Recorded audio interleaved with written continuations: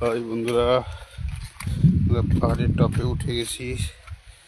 এক সাইডে গেছিলাম অনেক উঁচুতে, ভাবলাম ওইখানেই মন্দিরটা আছে। আমাদের ড্রাইভার সাহেব বলেছিল যে একটা কালী মন্দির আছে জাগ্রত পাহাড়ের চূড়ায়।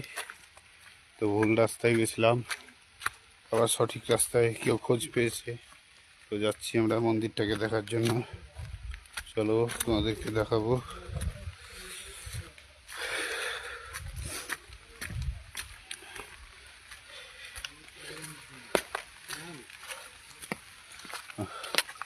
খুব সুন্দর লাগছে প্রকৃতি। ওই মন্দির, চলো। পাহাড়ের জন্য বুঝতেই পারছেন চারিদিকে মেঘে আচ্ছন্ন হয়ে গেছে, বৃষ্টি হচ্ছে। কিন্তু যে পাহাড়টায় ভুল করে উঠেছিলাম, ওখানে দূর থেকে যেখানে আছি মোটামুটি সেই সব দিকে তাকালে দেখছিলাম পরিষ্কার মেঘ, পরিষ্কার আকাশ, কোনো মেঘ নাই। নীল আকাশ দেখা যাচ্ছিল, শুধু পাহাড়ে আছি বলেই এই মেঘ বৃষ্টিটা। বুঝতেই পারছেন পাহাড়ে উঠছি, দম আটকে যাচ্ছে, কথা বলতে কষ্ট হচ্ছে।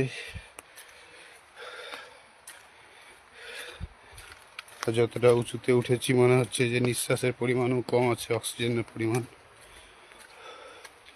চারদিকে দেখতে পাচ্ছেন সুন্দর আকৃতি, পাথরের পাহাড়ের চিমেরা খাদ, খুব সুন্দর দৃশ্য।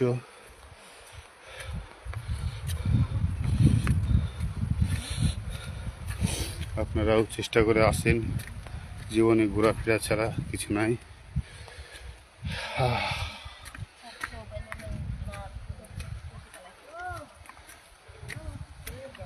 ও বিশাল উঁচুতে, তো উঠে যাচ্ছি আরো উঁচুতে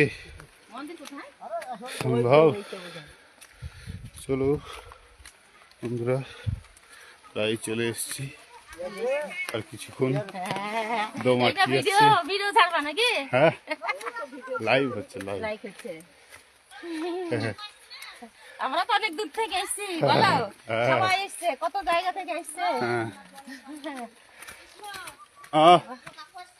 আসছে তো পেছনে, ওই তো কচুর পাতাগুলো তুললে কত সুন্দর দৃশ্য। আমরা সবাই একসাথে এসেছি, এই যে দেখতে পাচ্ছেন।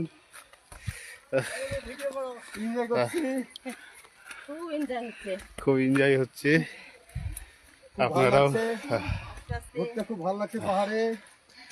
আপনারাও চেষ্টা করে আসেন, অবশ্যই ভালো লাগবে।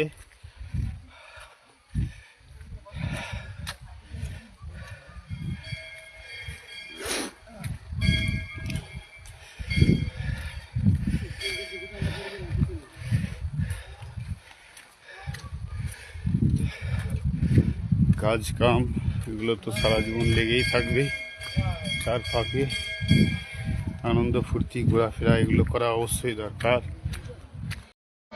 যে মন্দিরে উঠে গেছি, তো বলছে কালী মন্দির।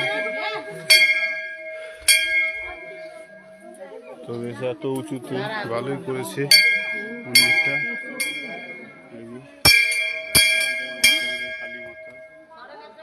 কি বলো বাবা, না খোলা যাবে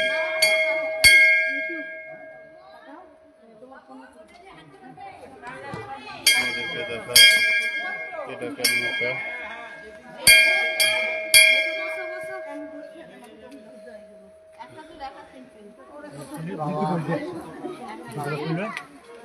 সবাই ঘন্টা বাজাচ্ছে, চলো বাজাক।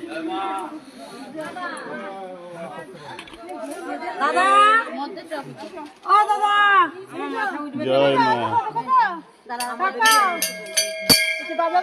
জয় মা। চলো ওই দিকটা যা দেখা গেছে আর দেখা যাবে না। মানা করছে যে তোমাকে, তুমি আগে বেঁচে যাও হুড় করে। ওদিকে যেতে মানা করছে। হ্যাঁ।